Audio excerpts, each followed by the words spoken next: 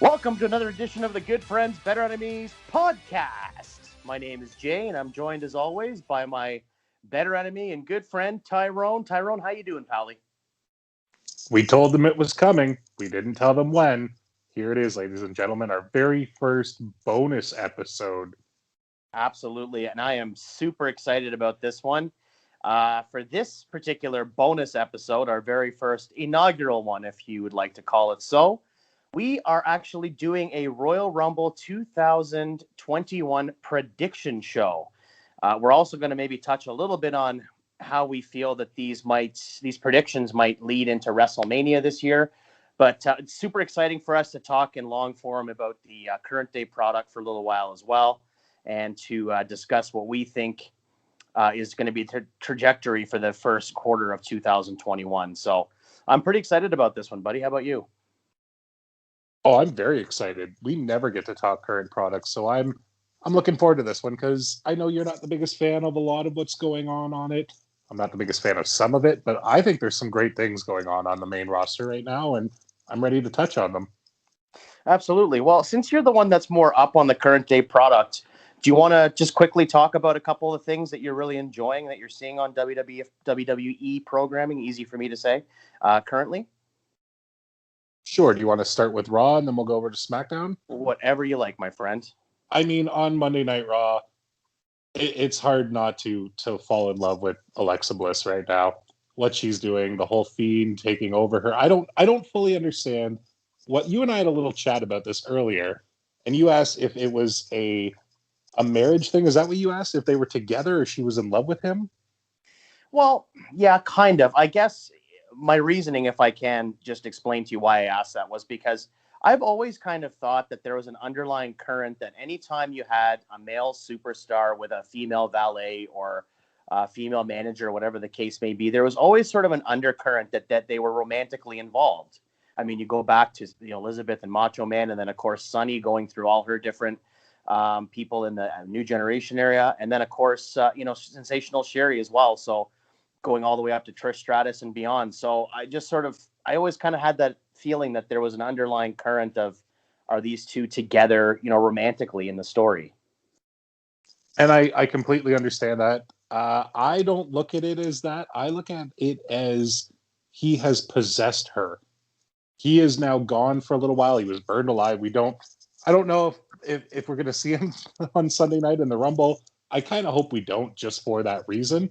But I feel like she is now channeling the Fiend. He is now a part of her, and she is the new Fiend to a degree, the new Bray Wyatt, but without being Bray Wyatt. It's almost like if Sister Abigail were really a thing.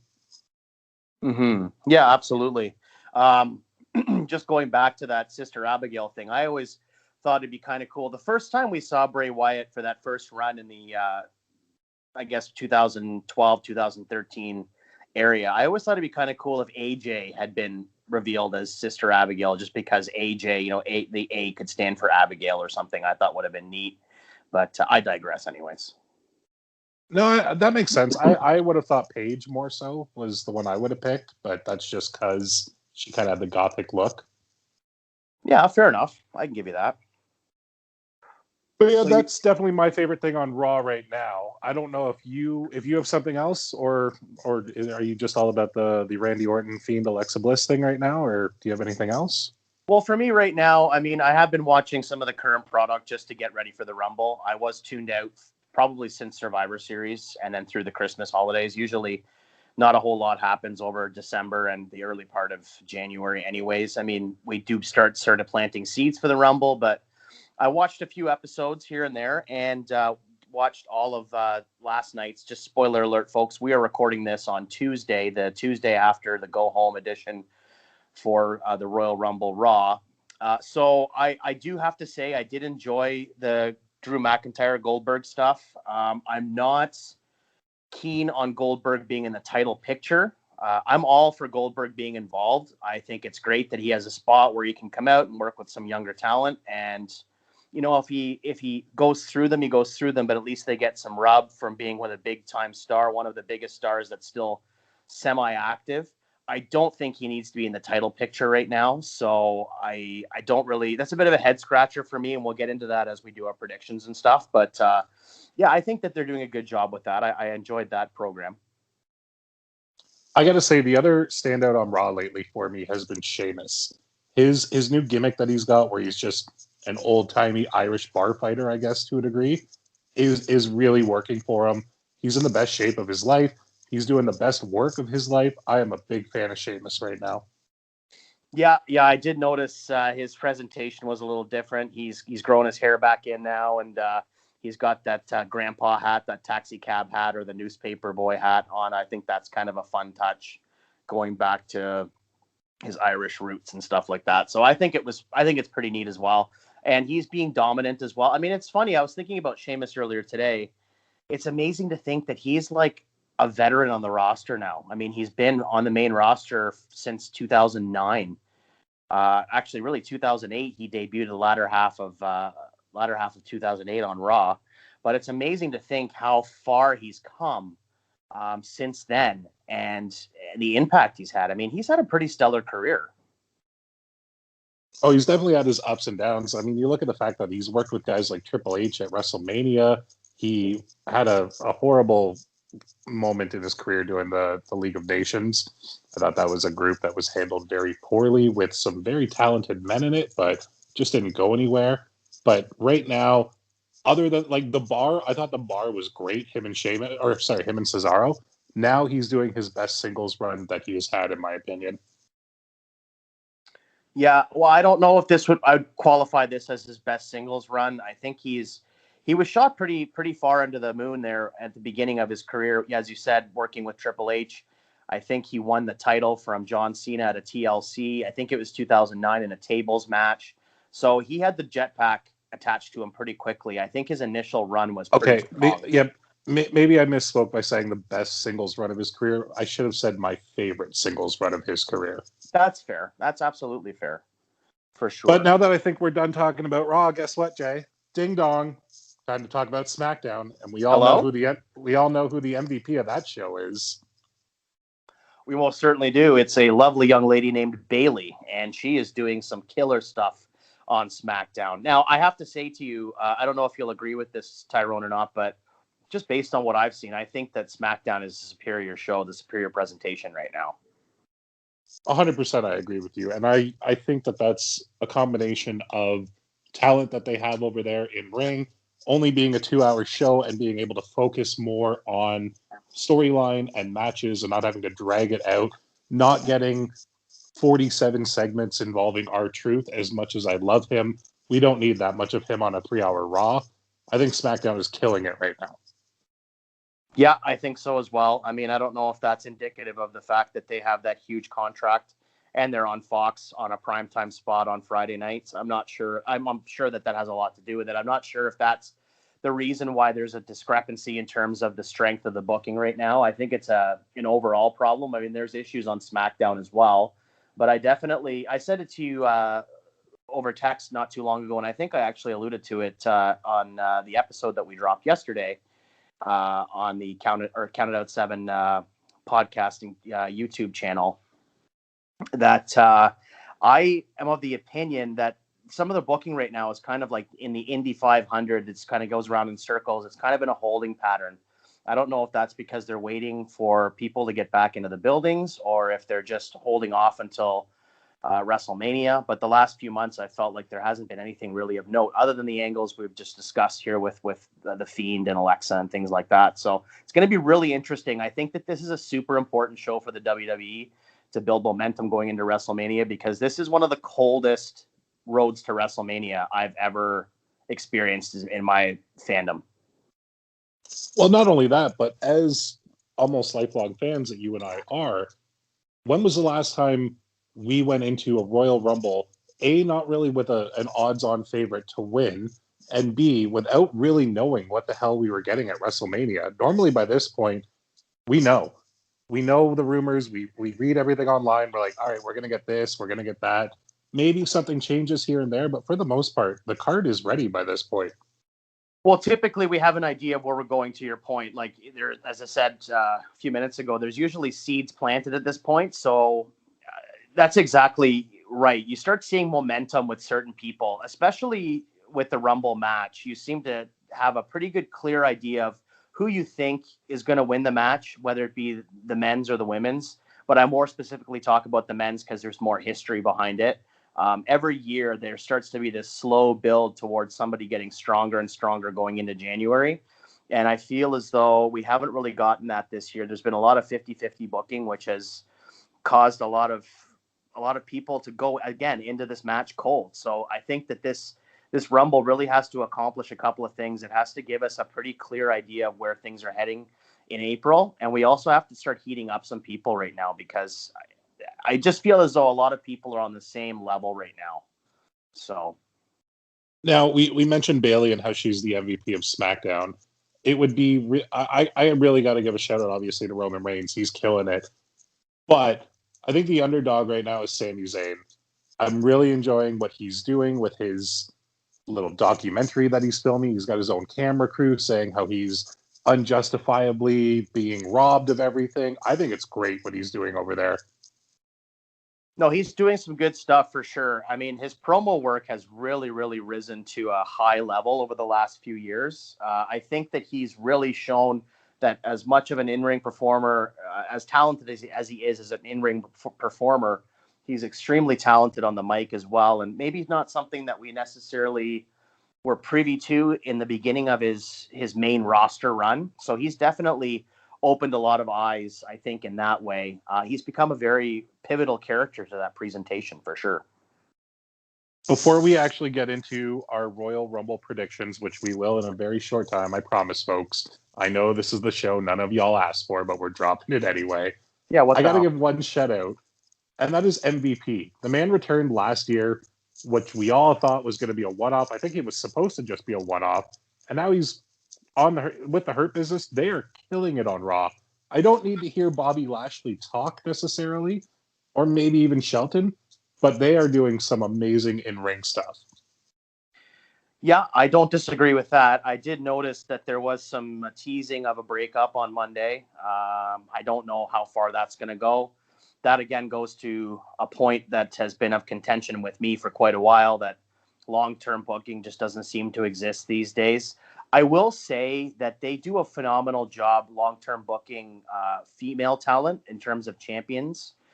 You see Bailey had the title for over a year with her two reigns combined. But as far as the hurt business goes, I'd really like to see them keep going as a faction for at least another 6 or 8 months, maybe a year. Maybe you start looking at a breakup this time next year. But when you keep these groups together for long enough, you start to see stars emerge. And I feel as though there are so many people in that group that have the ability to rise above and become a next level superstar, that we need to give them time, need to give time for that faction to come together and for that flower to blossom, if you understand what I'm saying. It's kind of crazy that when you think about the fact that we're now officially on the road to WrestleMania, and the only two matches that we're really getting teases of are Cedric Alexander versus somebody else in the Hurt Business, and Mustafa Ali and Kofi Kingston. Yeah, both of which are going to need a lot of work to get to a level where I would consider them WrestleMania caliber matches, not in the sense of in-ring work, but in the sense of putting them on the biggest show of the year. There's got to be a good story going into that. Every match on Mania, in my opinion, needs to have a good story going into it. Otherwise, it's just filler, and that's part of the reason why I feel like some of these WrestleManias have dragged on for 7. I mean, there was one WrestleMania 35, I think, was 8 hours long, and that's great. But there's a lot of matches on there that I didn't need to see. So in that sense, let's condense it down and make it a little bit more concise with the booking. Yeah, otherwise you end up with horrible feuds battling over the Japanese shampoo commercial that they want to be in. Absolutely. And well, who among us wouldn't want to be on a Japanese shampoo commercial? I know I would. All right, kids. Well, it's time to get to the meat on the bones of this show, and that is, of course, our predictions of this year's Royal Rumble. Jay, should we hop right on into it? Absolutely. Let's do that. Well, the first thing I'm going to ask you is, if you don't mind me taking the wheel on this. Which Royal Rumble match do you think is going to open the show, and why? I don't know if we'll get one of them necessarily opening the show, but we'll definitely obviously get one earlier than the other. I could see it being okay. So here's the way I'm seeing it: is if we get a title match open the show, a men's title match open the show, I could see the loser of that in the men's Royal Rumble match. Right.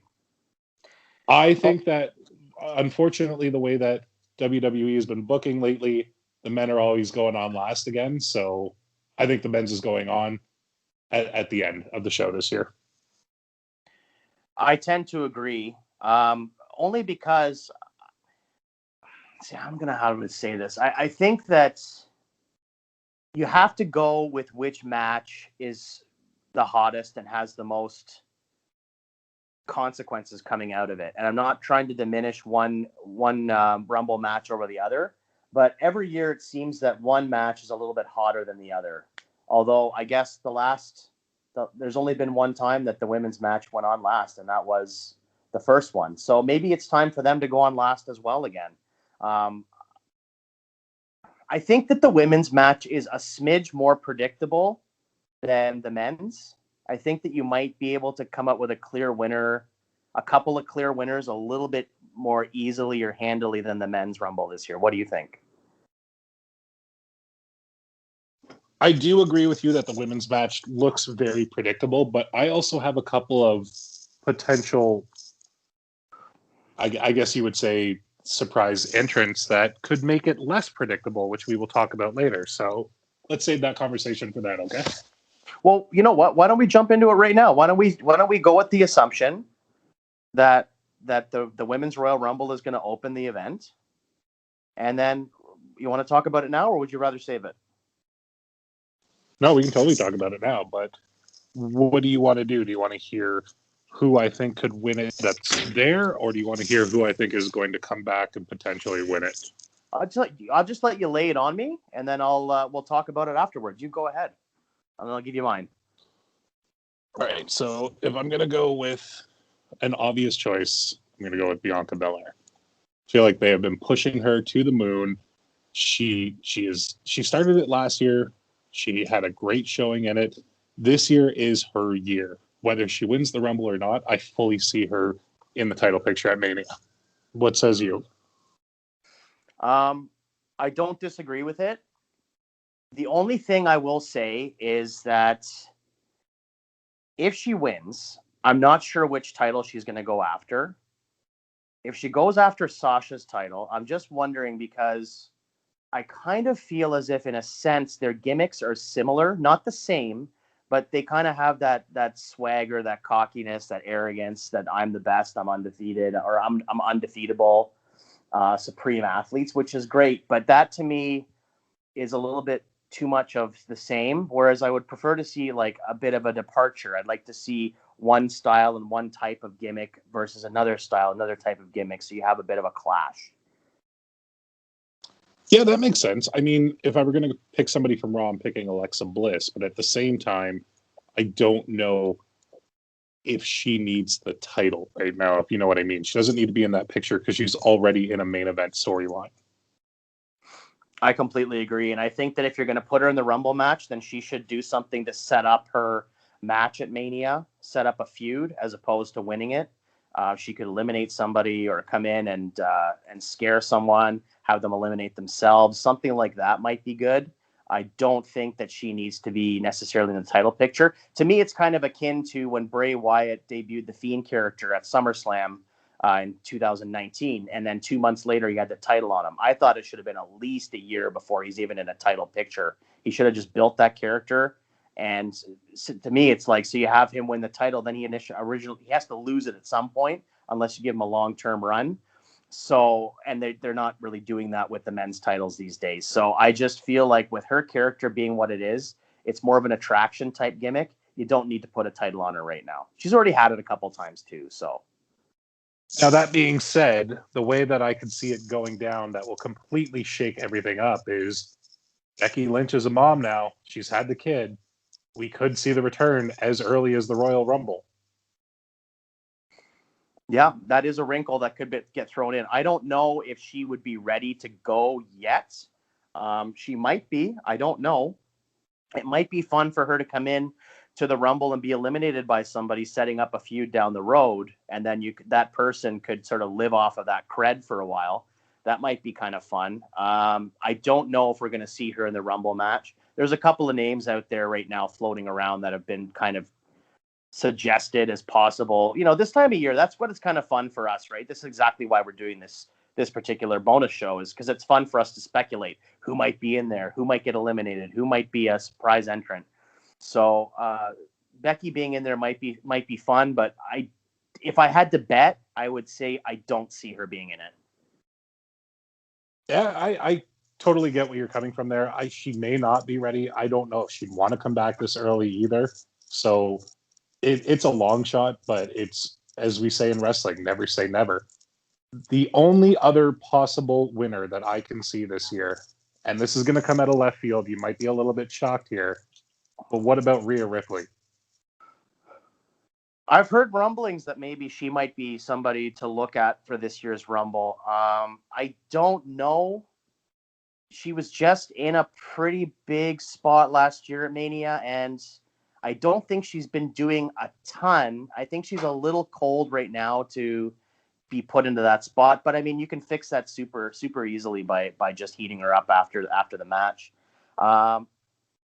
Yeah, I don't see that one either, but it's certainly possible. I have a feeling we're gonna get some kind of a surprise out of one of the two Rumbles. We're gonna get a surprise winner, I think, this year for sure. All right, well, why don't you give me your predictions, the Raw, the SmackDown, and then maybe one or two others that we're not seeing coming, and then we can discuss who we see as our surprise entrants for the Women's Rumble. Well, I kind of see Bayley winning. I mean, I think that she's just been on such a roll. I think that it's her time. I think that she's the one that's going to go over. She's going to go on to WrestleMania. I think she already has that built-in story with Sasha. You could build that up again, reheat that feud, and get them to the grandest stage at WrestleMania. I think that she definitely has the most momentum going into the Rumble. Maybe other than Bianca Belair, I would say that's even so. Bayley has more momentum going in than Bianca does. So I kind of feel as though it's Bayley's year. If it's Raw, I'm going to have to agree with you and say Bianca. I think it's either going to be Bianca or Bayley are probably my two picks. Hey, but Bianca's on SmackDown, though. Oh, that's right. She moved. My apologies. Oh, wait, good for me. See, this is what happens when you don't keep up week to week. Well, if that's the case, then you might be looking at Alexa Bliss. That's another person that we have talked about just now. It's certainly possible that she could go in and become the winner. I don't think it makes sense for her to, but she could definitely be somebody that comes out on top. The other thing, too, is we do have, Charlotte. Charlotte is going to be in a tag team match, but she could be in it, too. I mean, you could have her go over. Or even possibly, I guess I think it's Charlotte. Charlotte might be a contender as well. All right. Any other possible contenders, or do you want to get into the list of surprise? I think that's pretty much it for me. I don't. You know what? The other person I'll give my dark horse, my long shot winner is Shayna Baszler. I would say that she could definitely, because she has the credibility as a tough competitor, a fighter. She has that background, so you don't really need to do a whole lot to tell that story. If she wins the Rumble, then she's just going to go on a rampage. So I think that she might be a possibility, a small possibility, but a possibility nonetheless. I would love to see that. I think that they have completely cooled off on her, and she should have beat Becky at Mania 100% in my eyes last year. Yeah. Well, yeah, you could have. I mean, it was a pretty weird build when she bit the back of her neck and stuff like that. It was kind of strange the way they built that feud, but no, I agree with you. She should have probably tapped Becky out there. All right, so I have a list of names in front of me right now, and I'm just going to read them out to me, and you tell me yay or nay on the likeliness of them showing up in the Rumble. Sound good? Sounds good to me. All right, so Molly Holly. Nay. Victoria. Yay. Michelle McCool. Yay. Candice LeRae. I don't think so, only because I don't think they're mixing the NXT brands with the Rumble this year. Otherwise, I think she'd be a lock to be in it. The Bellas, either one of them or both of them. I don't see it. I could see them doing a match at Mania, a tag team match, maybe challenging for the tag titles, but I don't think they'll be in the Rumble. Beth Phoenix. Very strong possibility. Now, you kind of answered this one by saying your no NXT thing, but I had Gigi Dolan down here, who is formerly known as Priscilla Kelly, that they just signed, who had a great showing already in the Dusty Tag match. Yeah, you could definitely bring in some fresh blood as well, some people that haven't had a lot of exposure. The only thing with that is that you would have to have the commentary team really educate the fans very quickly as the person runs into the Rumble. I mean, you don't have a lot of time with so much action going on to really explain who people are, so they would have to do a pretty concise job of getting over who she is and where she's coming from. And the final name on my list is Rowdy Ronda Rousey. Yeah. See, that's one that I've been thinking about a little bit here, and I don't see it happening only because of the situation we're in with Thunderdome and with the pandemic, no crowds. I think that they would save that for when we're back in front of an audience again. I mean, yeah, they're talking about doing WrestleMania in front of a crowd this year, select number of people, but I think that they might save that for Los Angeles. Or maybe even Dallas. Yeah, no, I get it. I mean, I'm pretty sure she still is under contract and she's not gone from the company. She's just taking time off. I feel like we'll see her again down the line at some point. I think her contract expired, but she's still in very good graces with them. So I think it's just a matter of her just signing another talent contract. I don't think that she has anything that really tethers her to them right now. I think it's kind of like a Brock situation. I don't think Brock's signed right now either, but you know, they have a great working relationship, so they could come in at any time. Well, she did take part in that Superstar Gaming series that they put on the network where they're all sitting around playing a video game, and she was one of the people on that. Yeah. So that goes to show. I mean, I could be wrong. There maybe she is still signed under some kind of contract. I'm not sure, but the last I remember hearing, I think that she was basically just doing things here and there with them promotionally and things of that nature, but I don't know that she necessarily is signed to a talent contract right now. I don't know. I could be wrong. Do you have any names that you see coming in as surprise entrants? I could see Ivory coming back, maybe. Maybe Love Jacqueline. it. Oh my God. I would love to see Ivory. We've seen Jacqueline in a Rumble, and I know we've seen a few that I mentioned as well, but we've never seen Ivory or Victoria. Those are the two that I would pop huge for. Well, we saw Ivory in the Battle Royal at Women's Evolution, which was really cool. For selfish reasons, I'd love to see Medusa, Alundra Blaze in there for a couple minutes. I don't know if that'll happen or not, but I think that she might be doing some work with AEW now as well. So I'm not 100% sure if she would be coming in. I don't think we're going to see a Trish or Lita. I think that they need, I don't think they're going to bring them back in for this one. You have to think about it, I guess, in terms of who they can fly in and how that would work as well, coming from different countries or different parts of the world. So I think we're going to see some legends. We did talk about this in a text back and forth a little while back, that I think that this year's Rumble, both men's and women's, are going to have more surprises than usual. Whereas I thought the opposite, because I don't see them wanting to fly in a lot of people right now. Yeah, it's really hard to say. This is one of the more unpredictable shows going into it that I can remember in recent years, that I don't know where they're going with a lot of stuff here. Unfortunately, and this is nothing against these women, they're very talented, but I feel like if we're getting surprises, we're getting Tori Wilson and Kelly Kelly again. And I only say again because they seem to be the two that they always bring out now. Yeah, well, it's not dissimilar from the men's Rumble as well. They seem to be going back to the same well frequently. It's the same thing to me as when they do these Legends nights. I love the Legends and I love seeing them. It's one of my favorite nights of the year when they bring back the Legends, but it's the same Legends every single time. And I'm not trying to dismiss them at all, but I just feel like we could maybe bring in some different faces from time to time, people that we're not necessarily haven't seen for quite a while. You know, we see these legends come in, whether it be in these special matches like the Rumble match, or we see them on these special editions of Raw, which is awesome. I love it. I couldn't be more thrilled to see, you know, people from my childhood come back, but maybe bring back a D'Lo Brown sometimes, or, you know, like to your point, bring back an Ivory. We haven't seen Ivory much. It's nice Well, to I see. don't think we're getting D'Lo Brown now that he's the commentator on Impact Wrestling, but I No, see no, what you're I was saying. just an example. I didn't mean D'Lo Brown specifically, but you know what I mean. I was just trying to kind of bring up a name that we haven't seen in a long time. You know what? I would pop huge even if we saw Gangrel come in. Abso-freaking-lutely.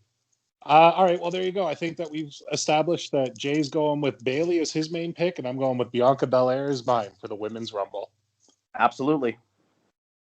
All right, let's talk about some of the undercard matches here. Let's talk about the women's tag team match with Asuka and Charlotte against Nia and Shayna. What do you got for that one? I feel like Asuka and Charlotte are going to retain, and I think that we might get Asuka and Charlotte at Mania. I mean, I know that we're building up to another storyline here as well involving Charlotte, but I feel as though there a lot of times when you have these singles competitors that go that are both together as a tag team or tag team champions, it's very historical that there ends up being an implosion. And at that point, we see them, you know, march on to a big marquee match. I mean, the one that sort of comes to mind to me right now is Steve Austin and The Undertaker going into SummerSlam 1998. They were the tag team champions, and then they imploded. And, of course, they were already booked to wrestle, so that added some fuel to the fire. But I don't know that Nia Jax and Shayna Baszler are going to win the titles. I don't know. It's a tough call, but if I had to pick, I would say that Asuka and Charlotte retain. I could see this one going down with if Asuka and Charlotte win, then Charlotte doesn't win the Rumble. But if they lose, then maybe Charlotte wins the Rumble. Yeah, or then you have Charlotte win or retain with Asuka and then win the Rumble, and then she has to choose who she's going to face. Is it her tag team partner or is it Sasha? Now, my issue with that is we're only in what? Just the fourth or the fifth women's Rumble match? I think it's the fourth. I think so too. And I don't want to see somebody already win two of them, only having been the fourth. Like, then we're going old school Hulk Hogan.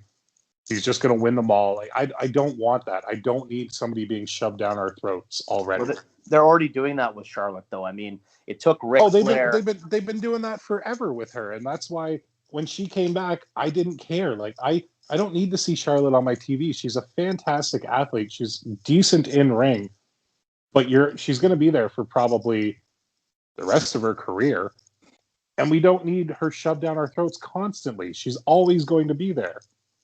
Well, that was my point. Is I think it took Ric Flair the better part of 35 years to win 16 titles, and I think that she's already up to 10, and she's been active on the main roster since 2015.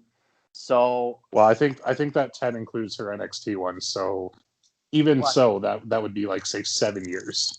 Yeah, let's cool our jets a little bit with this rushing to break records. We don't need that. And to your point, I mean, I think we're going to see at least another solid 5 years out of her, I would think, barring injury, God forbid. At least 5 years we'll still see from her. So just cool it with pushing these people too hard. I feel as though the titles don't mean anything and they're devalued when somebody has them that many times in such a short period of time. Couldn't agree more. So you're saying that the champs are going to retain. That's your final pick? Yeah, I think that's where I'm going to go with that one. I'm going to actually agree with you on that one. I see it panning out that way as well. I don't need Nia Jax to ever hold a championship again, but that's just me being a dick. I don't need to see Nia Jax holding another wrestler again, to be honest with you. Amen. She needs to go get trained a lot better. She just hurts people. She's a terrible in-ring worker. She buys into her own hype, and yeah, I have nothing good to say about that woman. But by all means, let's send Keith Lee back down to the Performance Center for some tune-ups. Right? The man who can do a goddamn Spanish fly off the top rope at 350 pounds? Yeah. Yeah, that's Anyway, exactly I correct. don't want to keep talking about her because then we'll end up getting half hot. And this is supposed to just be a nice little bonus happy episode. No, absolutely. And please let me just clarify that both Tyrone and I are not saying that she's not a nice person. I'm sure she is. She's probably a lovely person in real life, and it's just from what we see on the television. I mean, it's very well documented that there have been a lot of injuries that have taken place at her hand. And I'm not trying to speak for Tyrone here. I might be off base in saying this, but from my opinion, I feel as though she was put into a spot that she wasn't ready for in the beginning, and she's been playing catch up ever since. And I think that she could be well served to do something along the lines of a Finn Balor, go back to NXT and maybe do that for a little while, and then when you bring her back up to the main roster, she's a fresh talent you haven't seen for a while. Because let's face it, there's a lot of people that watch Raw and SmackDown that don't watch NXT. So to have her go away and come back for a little while, refreshed and maybe with a little bit more polish, a little more season, would not be the worst thing in the world. I just want her to go away. I don't want her to come back. You can think that she's a nice person all you want. I don't care if she's a nice person. I don't need to ever see her again. Well, fair enough. Tyrone All with right, his strong opinions, ladies and gentlemen. A little late in the game this week, but he is back. Let's move on to a match that I'm sure you and I will have a lot to talk about, and that is Drew McIntyre defending the WWE Championship against Bill Oldberg. Okay, so is this, like, out of the two title matches, is this the main title match to you, or is the other title match the main title match to you? Which one, in your mind right now, has more importance? Which title? Which title or which match? Well, which title? So by extension, I guess that would mean which match, right? Not necessarily, because I look at the Universal Championship as being the more coveted belt right now with the way that Roman's being protected, whereas he is facing somebody who I believe could potentially beat him. Drew McIntyre is going up against somebody who is like when your friend says, "Oh, my dad could kick your dad's ass." Oh yeah, well let's see what happens. Okay, yeah, that's actually not dissimilar from the promo that Drew cut on him. Well, if you're asking my opinion, this is a really, really, really hard prediction for me, because I feel as though Drew McIntyre shouldn't be dropping the title to anybody right now. He should be going into Mania as the champion. But also, with the track record being what it is, I think most people are assuming Goldberg's going to win. So if Goldberg loses, is that going to set up another? I mean, is something going to happen? Is a swerve going to happen to set up a Goldberg match at Mania? Because I have a hard time believing that Goldberg is only in for the Rumble. I'm sure he's going to build to a program at Mania, and that's what this match is all about. So if Goldberg wins, do we get the match from last year that we didn't get with Reigns? Is it a unification match, which I'd love to see, because I think there should be only one title in the promotion, one main title. I don't like that there's a championship for each brand. I'm gonna go with Goldberg only because I feel like that might be the story that they want to tell. I don't necessarily want to see him as the champion. I don't think he should be in the title picture, as we said earlier. Like, I'm all for him being on the card and being with younger talent, but I don't need him as the champion again. I think that McIntyre should go in to Mania as champion, but I'm gonna predict Goldberg. I'm going to go a little different here. I'm going to say that Drew McIntyre retains, not because of my hatred of Goldberg, but because I think that it's the right thing to do, and they know it's the right thing to do. But that being said, Goldberg's still going to be on Mania. I feel like, all right, so we're just going to hop into the next one then while we're talking about this too, because I feel like Roman Reigns is going to retain over Kevin Owens.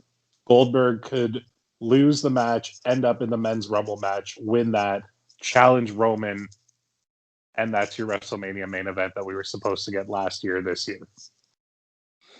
Yeah, so that's the thing I was thinking as well when I alluded to a swerve, that because that match didn't take place and there had been some, shots fired, for the lack of a better term, on social media and a couple of different outlets between Goldberg and Reigns in the last few months, I kind of feel as though maybe Reigns somehow swerves Goldberg in that match, and then we go on to have Goldberg win the Rumble, and then you have that match at Mania, and then that protects Drew with the title, and then Drew faces somebody else. It's a really, really hard match to predict. One of the harder matches to predict in a long time, actually. Well, because that's the thing. Like, say you have Goldberg lose, and then he goes into the Rumble match, or even if he doesn't, he loses, but due to interference from Reigns or something like that, you lost your title match, bro. You should not be getting a number one contendership for the other championship, which is what's going to... I 100% see Goldberg versus Roman Reigns at WrestleMania in some capacity. Well, so that's what I'm saying, though. Like, let's say, for example, that Goldberg does go through Drew, and he wins the title, and he's the WWE champion. Where does that leave Drew? Like, where does that leave him for Mania? He just won the title last year. Or what if we see the ultimate fuck you, and say the Universal Championship goes on first, Goldberg costs Roman the title, Kevin Owens wins, and then later on, Roman costs Goldberg the match, and then we have Roman versus Goldberg in a non-title match at Mania, which I'm actually okay with that. I'm okay with that too. I just don't see Roman losing the title right now. See, this is the thing. I can't see either one of these guys losing the title. There's another thing that just popped in my head while you were just laying out that scenario. Is it awesome? I don't see this happening, but what if it turns out that Drew becomes a Paul Heyman guy as well? So he has both champions. I don't hate that, but I was also thinking, because you asked where does Drew go for Mania worst case scenario? Well, what if we also have The Miz cash in, and then you have Drew chasing The Miz for the title at Mania? Yeah, I don't want to see The Miz in that spot. I was all for The Miz being on that spot when he actually was in that spot back at WrestleMania 27. It was believable at that point. I thought they booked it really, really well. But now, I do not want to see The Miz as the champion. I don't buy it. I think if they book Miz to be a chicken shit coward heel, which is pretty much what he is, and have him only win because John Morrison's helping him out, then I buy it. I buy him as that smarmy, can't get a win on his own champion, which is kind of what he was before. And then Drew just shows up and kicks his ass at Mania, just like he did with Brock Lesnar last year. Yeah. Well, again, I mean, it's just such a hard match to predict. I am fairly confident that Reigns is going to win his match on Sunday. You're okay. So the bottom line for me is it's exactly what you just said. Drew should go over, but I think Goldberg will. And you know what? If Goldberg goes over and wins the title and it leads to a unification match at WrestleMania, then I'm fine with it, because I would like to see the titles be unified. I don't think that we have any use for two champions on two brands. I think that it dilutes the importance of the title. And I think that that's one of the most important things that we need to work on in 2021, specifically in WWE, is we really, really need to bring back the importance of the championship. I don't feel like either title is particularly important right now. I completely disagree with the fact that we need one. I like the fact that each brand has their own, because you look at it like a legitimate sport. If it were hockey, the NHL has a championship, the OHL has a championship, the WHL has a championship. Like, they all have their own. Whereas, yes, they're both the WWE, but they're creating competition within their own. Are you going to take away the NXT title at that too? Because to me, NXT isn't a farm league anymore. To me, it's the third brand. Yeah, I don't see it that way. I think NXT will always be the farm league. I think it'll be, to your point, like an AHL or a OHL or a WHL. I think that it might have grown in status and come up to a higher level than it was at one point, but it's always going to be the breeding ground for new talent, whereas the main roster is the main roster. And I think that it's more interesting when you have one champion fighting off challengers from both brands, as opposed to having two different champions. That's just my personal opinion. It's the way I feel. I don't like seeing two champions. It's like you can't decide who the top guy is. So But on the business end of that too, you got to look at the fact that are the network executives at Fox or NBC going to be okay with there only being one champion and it not always being featured on their television program? Well, that's a good point, but at the same time, I don't think that they're going to really care about who's champion. It's just all about the ratings and the business metrics more than to who's the champion. And I think that you can do it in a way that you can have two separate storylines going on two separate shows. I'm not saying necessarily that you would have, whoever the champion is defend the title twice on every pay-per-view, but I think that you can build stories on each show that you can. It's just not a matter of booking. It's a creative booking. You don't need to have two champions. I understand why they do it, but and this is the only thing I'm going to argue with that is I think it does matter to the network execs who's champ, because when they went to Fox specifically said Brock Lesnar has to be your champion. That's why we got him winning the title from Kofi on the first episode on Fox. Yeah, I don't know if it's necessarily the fact. Okay, I don't know if it's necessarily the fact that he was champion. I think that they just wanted Brock on SmackDown. So I don't know. It's hard because neither one of us have been in those conversations, so we don't know for sure. But I don't know. I think it's wishful thinking. I don't think we're going to get a unification match this year at Mania. I'd love to see it. I don't think it's going to happen. So for that reason, as I said, if Goldberg wins and then they unify the title, then I'm okay with it. But otherwise, I don't like the idea. Well, okay, so here's the thing. If Goldberg wins the title and Reigns has the title and they go to WrestleMania and they go champion versus champion and they don't unify the title, then what the hell's the point? Then you're just going to have one guy carrying both belts anyway. So you may as well just unify them. All right, so to bookmark this one, you're saying that Goldberg is going over, correct? Begrudgingly, yes.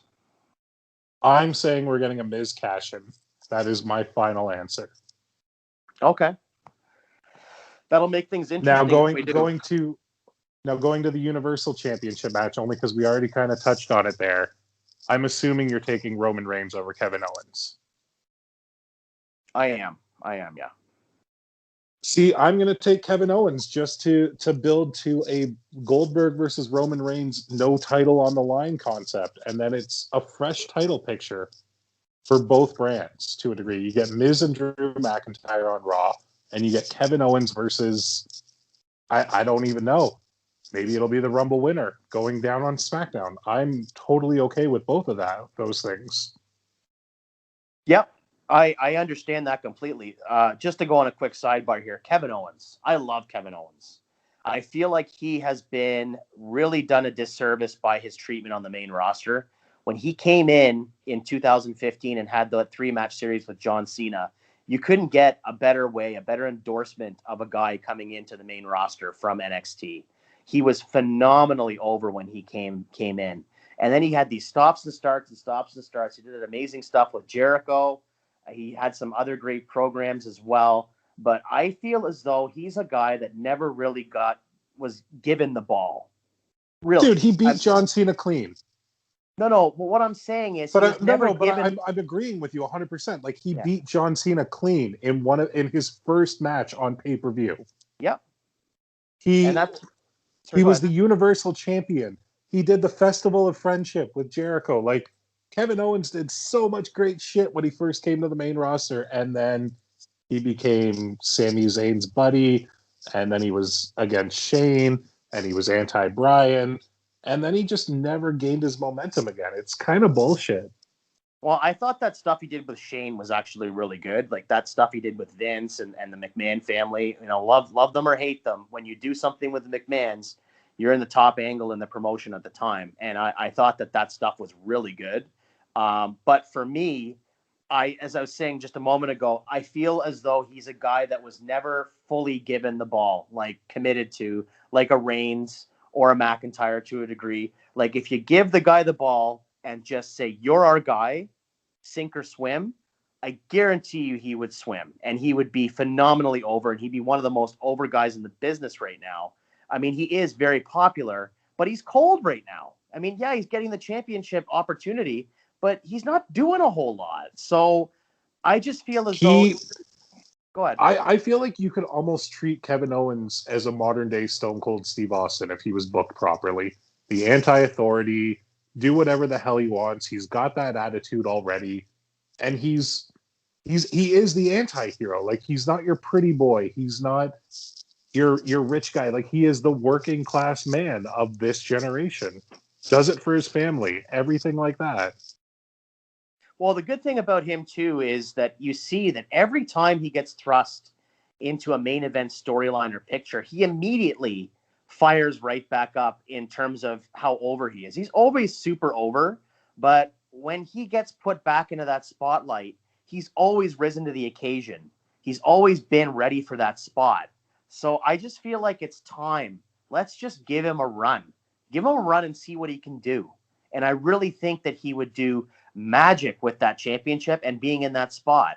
I think you agree with me that he's never been fully given the opportunity, been given the ball, no restrictions, just you're our guy.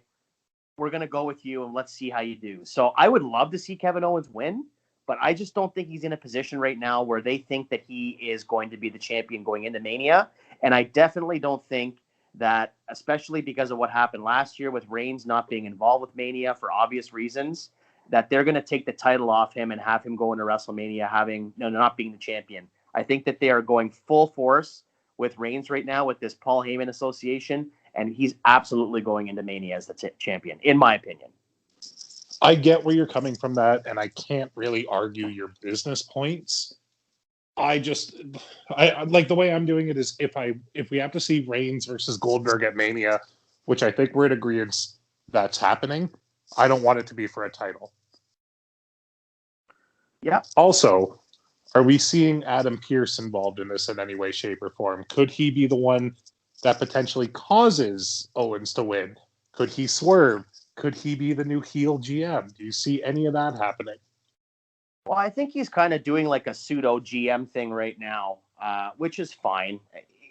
I don't think it's going to last too long. They're using so much of their television time with him that I'm thinking maybe they're going to do some kind of match with him down the road.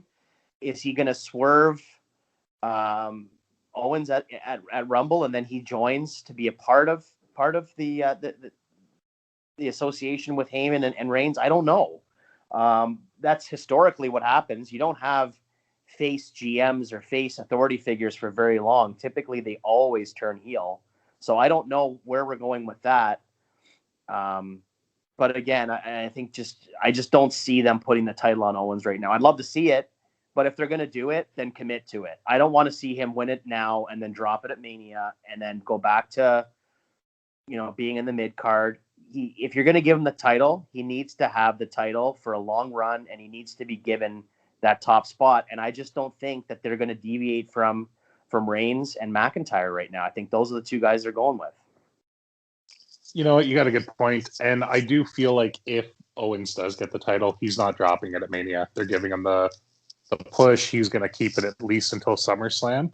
But that being said, I'm also okay with, say Roman wins the title, WrestleMania rolls around, and you get Kevin Owens versus Adam Pearce.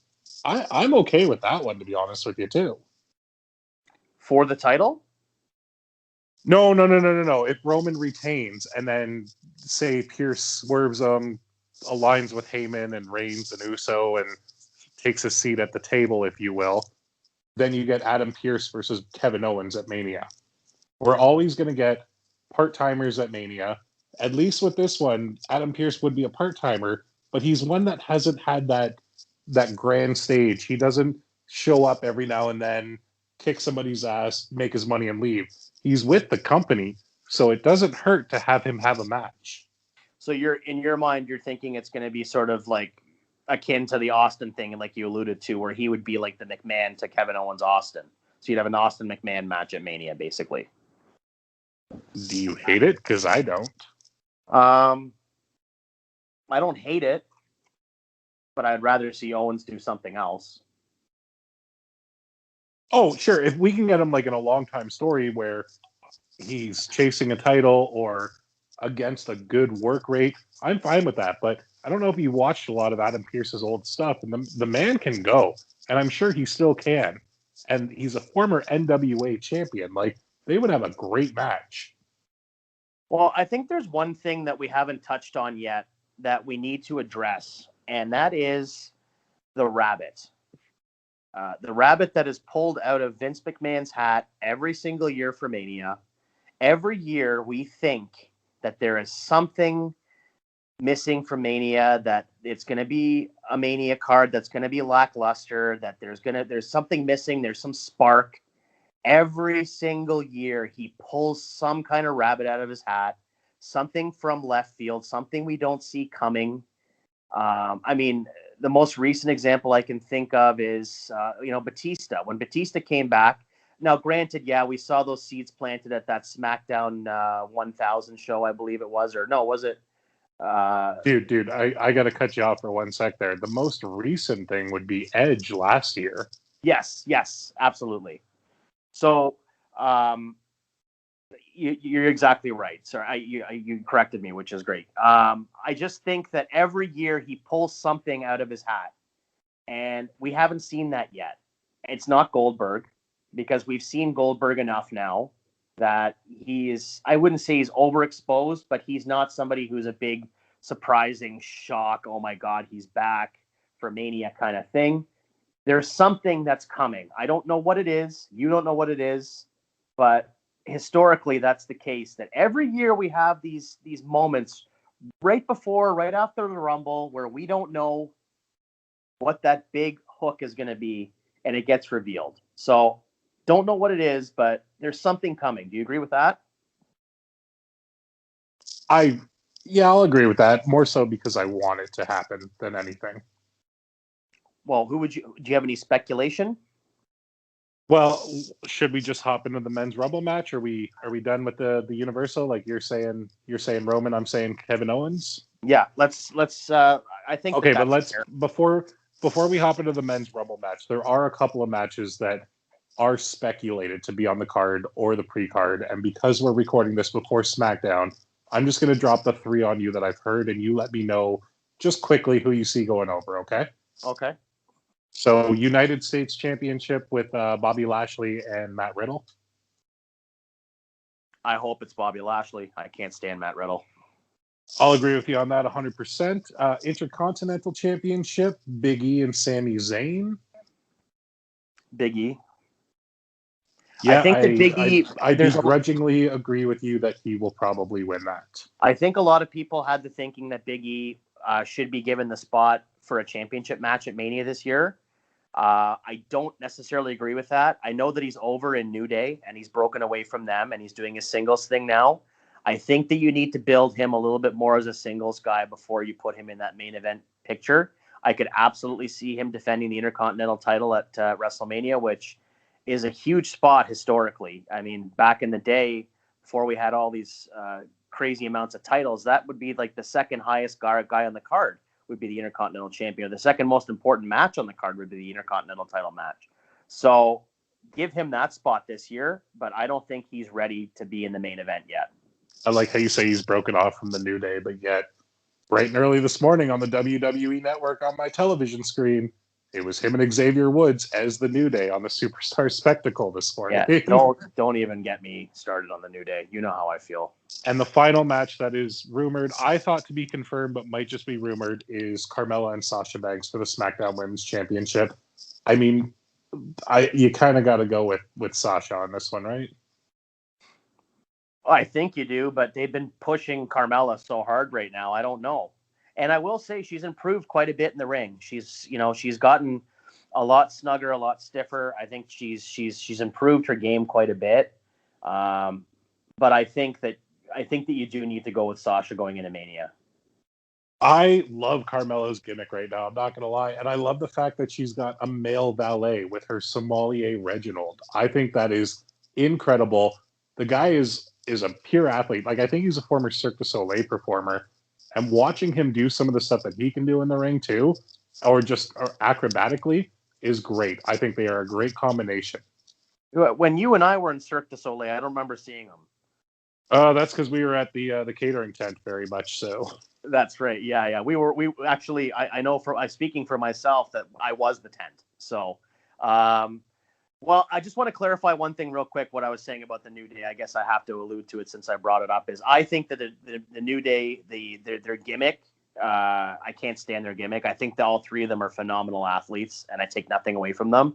But I feel that the New Day gimmick is so played out, and I am so over the carefree attitude. I mean, you have Kofi lose the title in 7 seconds, and the next week he's throwing pancakes.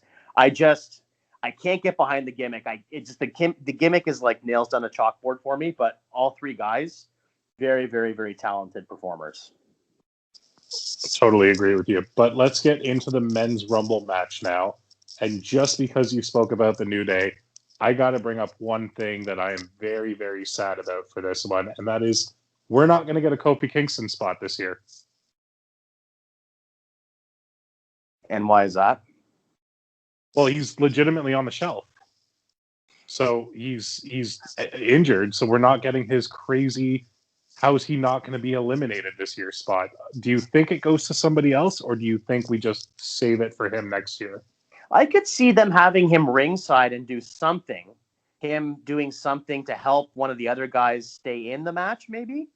I don't know. I think that because it's such a tradition now with him having that spot every year, I almost feel as though they could still work out some kind of way to have him involved to do some kind of a spot. I hope you're right, because it's always one of the highlights of the match for me. Like, I hate to say it, but Kofi Kingston's not winning the Rumble match, but you're going to get a really, really cool spot out of him. That's for damn sure. No, that's why I was saying when you said that we're not going to get that spot, I was like, I think we might still get something from him. I have a feeling he might somehow be at ringside and do something to help maybe Xavier stay in, or I don't know. We'll see. It'll be interesting to see what they do with him. All right, Jay, men's Rumble match. Give me somebody from SmackDown, somebody from Raw, and a wild card as to who you could see winning this thing. Oh, this is so tough. The men's one is so difficult. You know what? Why don't you go first and let me think about it for a minute? We haven't done any notes here, folks. We're just flying off the seat of our pants here, and we're just kind of asking each other questions to get real, raw, honest answers. We don't have notes this week. We're just having a little fun. So I'm going to let Tyrone go first because I think that he's pretty solidified with his picks. All right, so I got a couple, obviously. My Raw pick is the harder one, so we'll come. I could see. Oh, Jesus Christ, Raw is hard, but I mean, you kind of got to go Randy Orton at this point. Randy Orton or Edge. And actually, you know what? Screw it. Like you said, we're flying at the seat of our pants. I'm going to go Edge with my Raw pick. My SmackDown pick, I'm going to go with Daniel Bryan. I feel like they are building to something with him that we have not fully seen yet. He's kind of been cooled off, but he's training for the Rumble with Chad Gable and Otis, who neither of which I see winning it. Daniel Bryan would be my SmackDown pick. My wild card pick, I'm going to do two of them. Okay. One of them is going to be Bill Goldberg, just after what we spoke about, that if he doesn't win, he comes in and potentially wins it. My second wild card pick is the Doctor of Thugonomics, John Cena. Only because it wouldn't be WrestleMania without Big Match John. And what's a better big match than potentially him in a rematch versus The Miz for the WWE title, or him versus Drew, and Drew getting the rub from John Cena. Yeah. See, Cena's interesting because I think that the bigger match there is actually Cena versus Reigns. Because we did see that match once at a random pay-per-view. I think it was No Mercy 2017. And the build to that match was amazing. Those promos were awesome where Cena was that the one where Cena was literally calling him out saying, I wouldn't have to be here if you did your job properly? Yeah, exactly.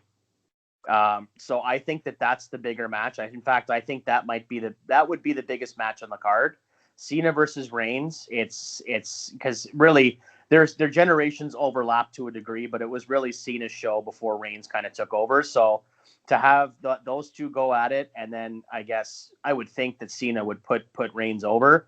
I think that would be the big marquee match this year, and I'd be intrigued to see it. I think it'd be really cool to see that match for the title You at know what? WrestleMania. I would 100% be okay with John Cena versus Roman Reigns for the Universal title at Mania. I think that would be just the promos leading up to it between Cena, Reigns, and Heyman would be incredible. Outstanding. So that I think that's a good one. I like your pick of Edge. I have a couple of random ones as well. But yeah, okay. So sorry, I don't mean to cut you off. Do you want to keep going with your predictions? No, why don't you give me your Raw, your SmackDown, and your wild cards, and then we'll go over our lists of potential surprises. Now, I do want to say, like, I do ask for a Raw, SmackDown, and a whatever wild card. I'm gonna do my actual pick as the Royal Rumble winner as Daniel Bryan. Okay. My Raw pick is Edge. I think after seeing that promo last night on Raw and him declaring himself in there, he made it very clear that this year is not about the surprise, not about being happy to be back. This year he wants the title back that he never lost. And I think that it's an intriguing match. Edge versus either one of the champions is intriguing. In fact, I think if you do Edge versus McIntyre, that would be a really interesting way to fire up the title picture on Raw. But I also think that Edge versus Reigns would be a fascinating match as well. For SmackDown, Daniel Bryan is a good choice as well. I can't argue with that one. I don't really see anybody else being in. I mean, possibly. I mean, switching around your logic with Raw to SmackDown, possibly Kevin Owens could come in and win it. I don't think that's going to happen. So I think that I think it's either going to be Daniel Bryan or Edge. And my wild card is Brock Lesnar.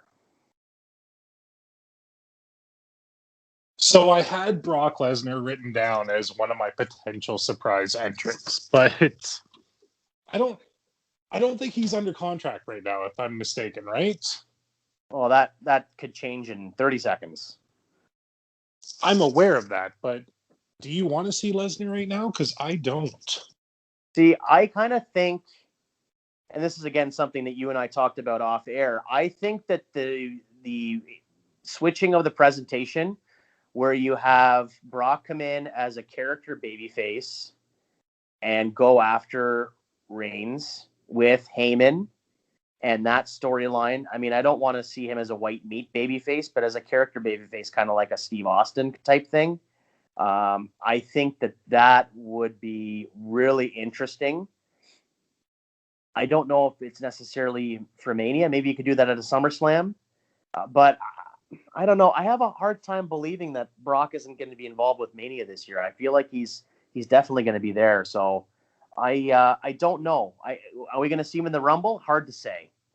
I mean, that's another possibility too, is that we could have Brock come in and swerve Reigns in his match, and then you go to Brock versus Reigns at WrestleMania for no title. I mean, that's a possibility too. There are so many possibilities, but I definitely think that we're going to see that's Brock. The thing. Like, there are way too many possibilities to the point that where I just said that I'm picking Daniel Bryan to win the Rumble, I almost want to change that to John Cena now, because I never thought I'd say this, but I really want to see that Cena Reigns match. I would rather see that over Goldberg Reigns. And I again, I have no problem with Goldberg being on the card. I know that you don't like him. I know, but you've also said to me as well that you have no problem necessarily with him doing those squash matches or those fun matches when it's just like a fun nostalgia match. You can correct me if I'm wrong, but I definitely don't think I want to see him in a title picture. So if I have the choice of seeing Goldberg work with somebody else and then having Cena and Reigns, I think Cena and Reigns is probably the biggest main event for Mania you could do right now. That's in my opinion. You know, there's one person that neither of us picked that I find strange, and that's Keith Lee. Because I think that Keith Lee is one step away from the rocket ship being attached to his ass right now. I don't see him being in a championship match at Mania. I mean, I definitely think that he has the ability. I don't think that he's a big enough, like he's perceived as a big enough star right now, high enough on the card to put him in the title picture. I just don't see it. I see him doing something spectacular at Mania, but I don't see him being in a championship match. I'm changing my pick again. I'm Jerry Lawlering this for you, and I'm picking Keith Lee to win the Royal Rumble. Okay, that's fair. All right, do you want to hear the surprise entrance that I have written down here? Yes, I would like to hear those. This is actually one of the more interesting parts for me. I'd like to hear what you have. So I have John Cena, obviously. Yeah. And I have Goldberg, Yeah. if he loses. Then I have Braun Strowman. Will we see him return? Hard to say. It's possible. Adam Pearce. I doubt it. The Road Dogg, Jesse James. I don't see that. No, I don't think that's happening. One that I feel is a lock, only because they announced that Bad Bunny is performing the song named after him, is Booker T. I would love to see Booker in there. Not for long. I mean, maybe 10 minutes or something, but it would be fun. I mean, whoever eliminates him. I mean, if he's going to be in the Rumble, then there's a chance. I know he still wrestles for his school, so there's a chance you could maybe get a Mania match out of Booker T this year. I think he can still go. No, I don't see Booker winning. Let's just stop that right now. No. I don't mean winning. I just mean that somebody could eliminate him or he could eliminate someone, and you could set up some kind of a match at Mania with Booker. I think you could still get a match out of him. The next person on my list was Brock Lesnar. We already kind of went over that, so I'll skip over that to the Big Red Machine, Kane. I think Kane's possible. I almost feel as though he's retired, though. I think... Well, you know what? Since you bring it up, why not go down that rabbit hole for a minute? Kane's a possibility. Do you think we're going to see that final Undertaker match this year, or do you think it's over? Is it completely over for the Undertaker? It's completely over. I think so too. I don't even have him. I don't even have him on my list. I'm not going to lie. No, and that's fine. I don't think he would be in the Rumble match. I'm just speculating for Mania. You know, it's every year. He talks about it in the Last Ride documentary that every year he starts getting that itch around now. Is it possible that he does one more match at Mania? I don't see it happening, but anything can happen in the World Wrestling Federation, as they used to say. Never say never in wrestling, but in this case, I will say never. Because I feel like he's finally at peace. I think so too, and I just wanted to bring it up just because I'm sure that there are a lot of people speculating still. There's probably a lot of folks out there in podcast land that are wondering whether or not he might somehow make one more match or make one more shot. So I don't see it happening either, and I don't know how I feel about it now. What about the Big Show? I think the Big Show deserves one more WrestleMania moment. At least, I don't know if he can still do a run, but I think he definitely deserves to go out on a high level. I don't see him winning the Rumble. He might be in it, but the Big Show in a program at Mania might be fun. It might start at the Rumble. How about a big man that we've never seen in the company, but he works for them now, and that is Abyss.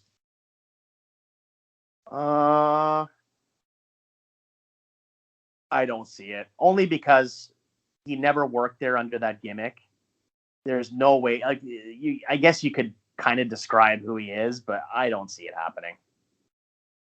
What about the return of Andrade? I would be fine with that. I'd love to see him come back. I agree, and I'd like to see him get like a good push and put in a match at Mania that's not for a tag title or something like that too. Yeah, him versus even because you can move the pieces around on the chessboard quite a bit in terms of brands, right? So even him challenging for the IC against, say, a Big E might be a really good match.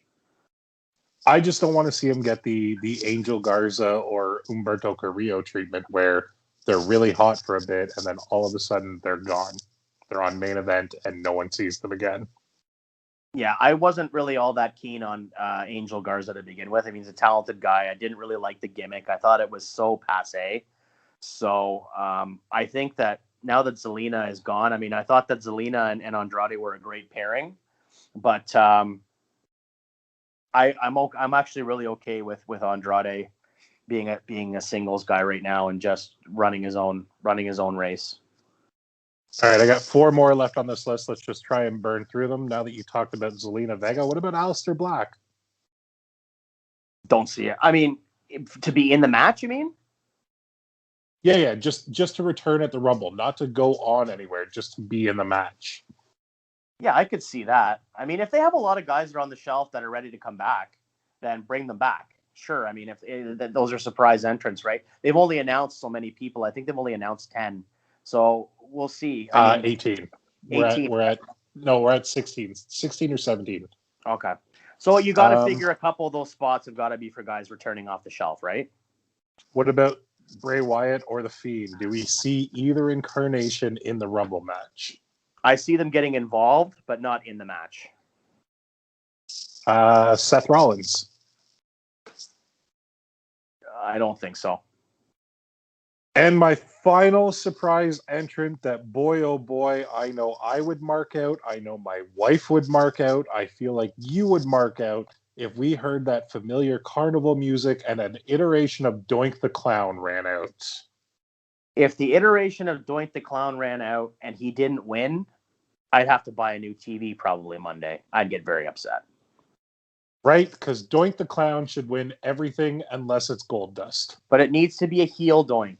Don't give me that Doink. Oh, no. I want evil Doink. I want him coming out. I want him spitting on people, pouring buckets of water on them, doing all those horrible clown things. I don't know if you've ever been spit on by a clown, but it's not pleasant.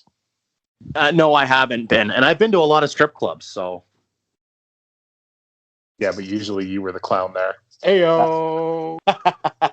That's very good. So, do you have anything else you think about going on this coming up? Any other surprises? That's all I have for surprises. I don't know if you have others that we haven't touched on. I feel like you probably do. Well, I'm just more interested to hear who you think might be other people that. Do you see anybody getting called up from NXT, say? I mean, we already talked about NXT not cross-promoting, but somebody that's going to be brought up to the main roster at the Royal Rumble match. See, that's the thing. When you look at the NXT roster, there's really only one or two names that aren't doing anything that could just be called up to the main roster. Like Damian Priest comes to mind. And the only other one that I thought of originally was Tommaso Ciampa, but now he's doing this tag team with Timothy Thatcher. And I feel like they're trying to make them the odd couple that might win the Dusty Classic. It's certainly possible. There are plenty of people that you could call up. I mean, do you think it's time to look at maybe breaking apart the Undisputed Era? Not till after the Classic, only because they're still alive in it. That's fair. What about Triple H? Do you see him being in the Rumble this year? No, I really don't. Do you see Triple H being on the Mania card this year? I don't. I feel like Triple H's years are behind him. I think he'll make an appearance at Mania once every 2 to 3 years if need be at this point. I think that he is trying to build the next generation, that we don't need these part-timers back for it. And when we do, the part-timers are the John Cenas and the Randy Ortons, not the Triple H's and the Undertakers. I agree with that, but I don't think that we're just going to have Triple H go quietly into the night. I think that he's going to have some kind of a final match at Mania, or he's going to have some sort of a retirement thing, right? I don't see him just not wrestling anymore. I mean, to your point, he might come back every 2 or 3 years. We haven't seen him. We didn't see him last year. And did we see him the year before at WrestleMania 35? I don't remember. We did. I can't remember Batista. who he was. Batista, yeah, that's right. And I feel like if he was going to go off in the sunset and retire, he wants a crowd, and they want a crowd for him. Absolutely. So we're not getting that for at least another year and a half. I agree with that. Maybe even at a SummerSlam. No, it's got to be Mania, I think. But I do think I've always kind of thought of like a really good program. I thought going into Mania for Triple H would be, because of the NXT tie-in, that you could have someone like an Adam Cole become really, really over the top in terms of his self-congratulatory nature, thinking that he's the greatest thing in the world and that he's untouchable, and his arrogance becomes unbearable for the entire NXT brand. And then you have to have Triple H go in and try to rein him in, and then you have Triple H actually get into a feud because he gets so disrespected by Adam Cole. And then the perfect way to introduce Cole to the roster, the main event, the main roster would be to have him do a feud with Triple H and go over on the creator of NXT.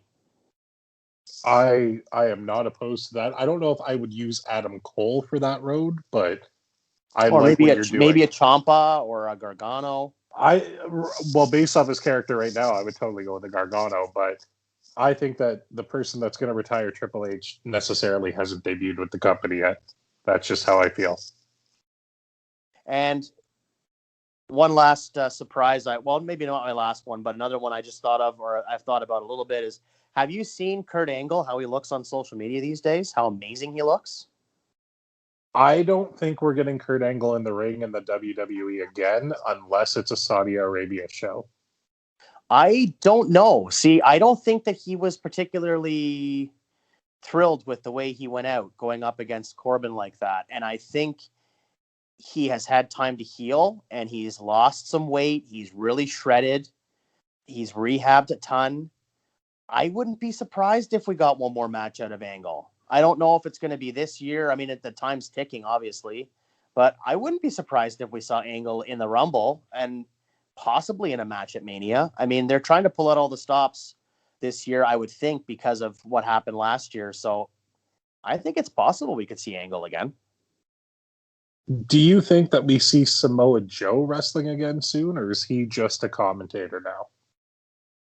I would love to see him wrestle again, and I'd love to see him go up against somebody like a Reigns. That would be a really fascinating match, right? Because Samoa Joe has no affiliation with the NYE family, right? So it'd be like Samoan versus Samoan Dynasty kind of thing. Yeah, it would be Samoa Joe versus Joe the Samoan. But the thing with that is we saw him kind of get not physical, but he dropped little hints in the Seth Rollins Mysterio feud, and then it went nowhere. So I think that Joe will wrestle again. I'm only saying this because I'd like to see Joe versus Angle on WWE. Oh yeah, that would be cool. I think that we're going to see AJ Styles have a great showing at the Rumble. I wouldn't be surprised if we saw what's his associate's name, Amos. I think that we could see him do something in the Rumble match, whether it's save AJ or get in there. You never know. So who gets the big spot with all the eliminations this year? I mean, we've talked about it in a previous episode. You know, Kevin Nash had it one year as Diesel. Kane had it. Roman Reigns had it. A lot of different people have had that over the years. Who do you think is the guy who's going to have the elimination highlight spot this year? Well, how many eliminations are we talking? Like, give me an over/under, and then I'll let you know from there. I'll say 8. Nobody. Nobody? I don't think anyone's throwing out that many people this year. Yeah, it's true. I think it depends on who's in the Rumble match. I mean, this is, again, we keep on going back to the same point, and I hate to keep on going in circles, but it's such an unpredictable event.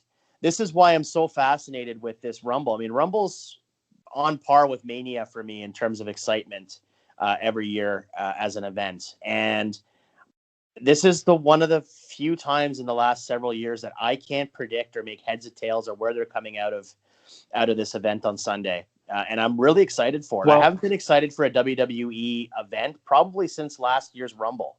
I mean, Mania being in the Performance Center because of the pandemic really took a lot of the shine off Mania for me. And I also think changed the presentation in terms of some of the matches that we got and the way that they were laid out. I hated that the Lesnar and McIntyre match last year because I was expecting so much more. But understandably, they booked it the way they did because of the situation. This year, this is the first time I've felt real excitement about a WWE event in probably a year. Well, we know that we're getting an announcement on, oh my God, I'm terrible that I'm forgetting the name of the show. It's on Fox Sports. It was canceled. It's coming back. It's Backstage. hosted by... That's it, WWE Backstage. We know we're getting the 1 and 2 in the Women's Rumble and the 30 in the Men's announced, and they're going to be on there. So I'm going to ask you this, Jay. Who's going to be 1 and 2 in the Men's match? Axe and Smash. No. Oh, that would be fantastic if that Derringer music just hit and that happened. I'd turn off the TV. I'd be so happy I'd go to bed because Yeah, everything I'd be else like, would yep, just be a that's waste. it's not getting any better than that. I don't even care who wins. Yeah. And then Crush wins somehow. Oh no, he's dead. Never mind. Sorry. Bad joke. Yeah, no, I was gonna say either Axe or Smash, but no, I get your joke. Your posthumous jokes. I don't know. You know, it'd be fun if it was a tag team, though. I mean, I wouldn't hate it if it was, say Big E and Xavier were in there. That might be fun to see those two go at each other. Just because I hate the New Day gimmick, so I'd love to see two workers just beat the gimmick out of each other. I think we're getting Cesaro and Sheamus 1 and 2. Ooh, that might be fun too. Cesaro would be such a fun guy to win the Rumble too. It's never going to happen, but I'd love to see it happen. Even if he didn't win and he came out at number 1 and made it to the final 3, that alone is a win to me. Do you know what I mean? Oh, for sure. No, without question. Yeah, absolutely. Just, Well, I don't think they would do anything with him afterwards. That's the only thing. oh, 100%. But at that note there, Jay, we have rambled on about this for an hour and a half, and this is a show that people don't even know we're about to drop. Yeah, absolutely. Just one last point or one last question I want to ask you before we wrap up here, and that's just sentimental pick, sentimental long shot, probably never going to happen. Somebody from the the golden age or the new generation or even the attitude era, if you could pick one name for either the men's or the women's rumble that you'd like to see come back, it's possible that they could come in and do a quick spot, even if it's for 2 minutes, somebody that's still mobile enough to do it, who would you like to see? Or who do you think? Sorry, are you talking about winning or just appearing? No, just appearing. Like, they always have that fun nostalgia, 1 or 2 nostalgia entrants. The last one was Edge wasn't really. It was more Edge was more serious in the match. I'm talking along the lines of like a Double J or something like that. It would have been it would have been MVP last year, and then he became the MVP of the WWE. Yeah. Well, I suppose. You know what? I'll one give you name one you can for think each. of? I'll give you one for each, and that's definitely for the women's Victoria. I would love to see Victoria come back and just do a couple of spots here and there. But I want her to come out to her tattoo theme music because that was the greatest thing ever. All the things she said. Yes, absolutely. Now, my men's pick, I want to say Goldust, but we all know that is just not a possibility. He's signed to AEW. We can't get that. So I'm going to go out as my men's pick and say Lance Storm or William Regal. I would love Regal to come out one more time for a match. Just hear that music, have him with the brass knucks already on his fist, give his little smarmy look, knock somebody out, and then even if he eliminates himself, who fucking cares? It's William Regal. Do you remember the Royal Rumble 2001 where he was running to the ring and he still did that chicken shit wave to the crowd? Oh, he's a fucking legend. There's no denying that too. Okay, I'll give you mine. Give me one of each. Give me one of each. Okay, I have to say only because I think that she deserves to be recognized with the women's revolution is Gail Kim. I'd like to see her in the Rumble. And then for men's, I kind of feel like I'd like to see Aldo Montoya. Oh, shut your fucking mouth. You want to see Aldo Montoya over Just Incredible? I'd rather see Aldo Montoya over Just Incredible, yes. I'm not an ECW mark. Plus, you can't tell me you wouldn't pop if you see Aldo Montoya run out to the ring. I'd wonder who sold him the jockstrap, that's for sure. Yeah. Well, anyhow, that's absolutely listen, this is so much fun to speculate on. I think you can hear folks from Tyrone and I talking for the last duration of time that we both just love this event so much. It's such a fun time of year. To us, it's almost like, we're building to Christmas time. It's like that time between Thanksgiving and Christmas where it starts to build the anticipation for WrestleMania. We're all children at heart, as wrestling fans, loving the stuff that we saw growing up. That's why we do the rebooks from nostalgic pay-per-views. So I think that it was fitting for us to talk about the Royal Rumble and what we're predicting and what we're excited for. And I know that you and I will be very attentively watching the show this Sunday, and more than likely having a couple of pops. And I think we should probably look at maybe doing a couple of shots of Jack Daniels as well, pal. You do your Jack, I'll do my Jamesons, then we'll call it a day. That sounds good to me. And of course, we'll be back on Monday with our Royal Rumble watch along for the men's Royal Rumble 2021 match. We're gonna live record and watch it as we're going. So it's going to be a very, very interesting couple of episodes coming up. This one, and then the next one coming up, and then from there we're going back to our rebooking of nostalgic events. So can't thank you enough, folks, again for all your wonderful support. Our download and view numbers have been absolutely off the charts. We are so thankful for the continued support and the growth week to week. And we hope that you're still enjoying what we're giving you. And we really, really hope that you enjoy our prediction episode here. Tyrone, do you have anything else you want to touch on? Do you want to let them know about where they can find us? Yeah, we're always available for all of your questions, comments, hate mail, all that fun jazz. You can find us on Twitter at good_enemies, on Instagram at good_enemies. And of course, on Facebook at the Good Friends Better Enemies podcast. Also, don't forget, when you walk over, because that's what we do when we're online, we walk over to YouTube. When you go to YouTube and find our episode, always hit subscribe on the Counted Out 7 YouTube channel. They have so much good stuff there. They've got everything from our show to their show. There's an interview up there with Rory Fox. If you haven't listened to, I don't know what the hell you're waiting for, but go for it, kids. Oh, and also, speaking of hate mail, if you listen to the episode that dropped yesterday, the Royal Rumble 2002, please direct all your hate tweets to Tyrone. I had nothing to do with that situation, is what I'll call it. But with that being said, ladies and gentlemen, that perfect situation is what you meant to say. Yeah, I meant to say it was a perfectly. I don't even want to know. Okay, I'm done. Ladies and gentlemen, thank you very much for listening to our inaugural bonus episode. And we'll be back on Monday with the Royal Rumble watch along from 2021. And you have been listening to the Good Friends, Better Enemies podcast. Bye.